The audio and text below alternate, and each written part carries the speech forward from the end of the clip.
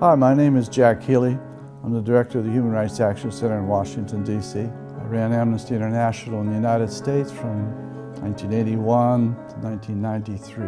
When I first heard about Mr. Chen, I thought he was just another politician, a corrupt politician, actually. And I didn't want anything to do with it. And it turned out that that was not so.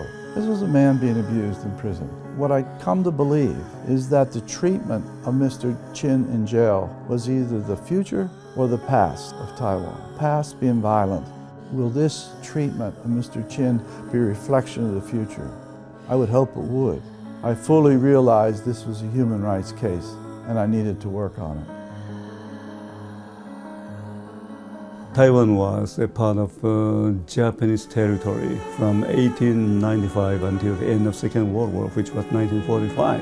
So after the defeat of Japan, Chiang Kai-shek's troops came in. Chiang Kai-shek's main purpose was trying to overtake mainland China. So he enforced all kinds of military-related policies. So Taiwan was under martial law for 38 years. Taiwan, during that whole time, from 1945 to 1987, was basically under a one-party totalitarian state.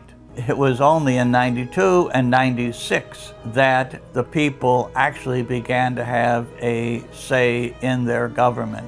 好不容易啦，台湾有出一个真真正正三级电龙去做淡水扁来做总统，做过8当，互人感觉这是台湾人非常公认的8当的总统。不过，伫因中国人的心态。 台湾人以往400当拢是在用统治，他有可能做一国之主、一国的总统。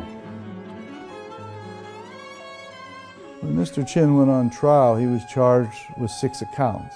He was found guilty on 1. But even then, the trial of Mr. Chen is highly controversial at best.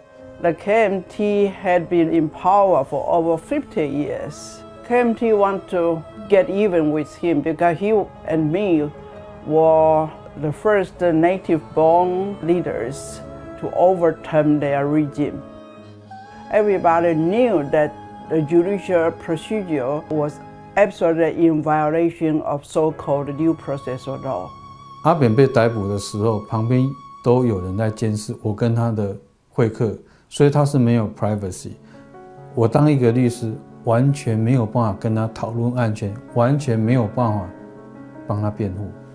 What happened immediately after the transfer of power in the year 2008 was that not only the former president himself, but many of his advisors and members of the cabinet in the previous government were persecuted.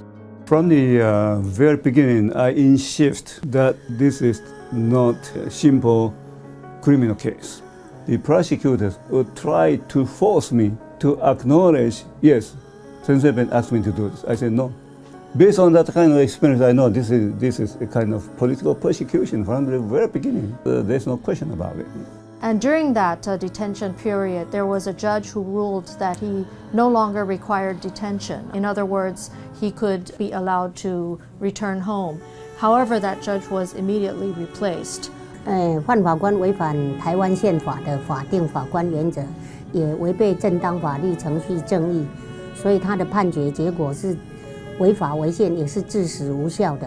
And this is part of what we call the dinosaur judge system. Still from the one-party state, there are many dinosaur judges present in Taiwan. Judges who got their position during the one-party state, who are still loyal to the one-party state and can only think in terms of the one-party state.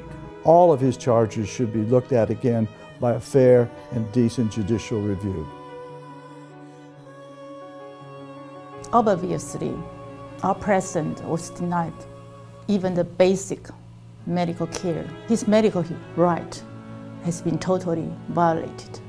Initially, his detention cell was extremely small, where he could not even lie down straight. He did not have a desk to write on. 我所讲的，在监狱里面的恶劣的环境，包括24小时的监视与光照、竹节的剥夺，还有把它孤立在一个很小的空间所造成。President Chen is here for about 7 months, and during that period, I'm one of his medical team. He's stuttering in speech and the tremor of the hand, and he has also a cerebral syndrome. He cannot walk very smoothly, and also he had loss of memory, the brain atrophy. What we're seeing is a progressive degenerative change process. Okay, degenerative means they were shrinking, deterioration of the function, and it's more than one system involved.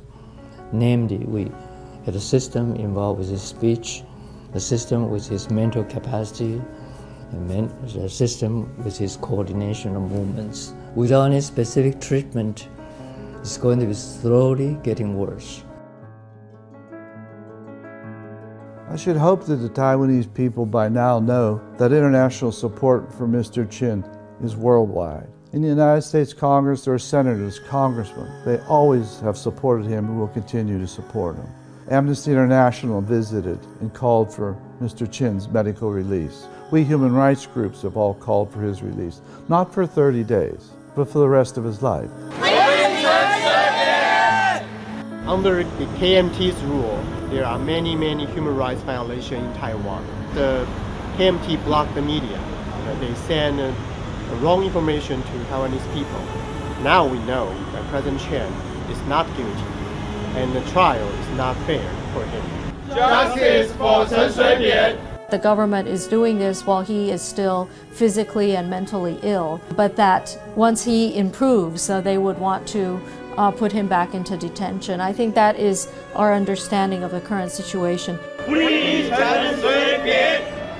正值我们医疗小组召集人柯批跟我们所有医疗小组的共识，再回去监狱只有死路一条。借口抗议到末。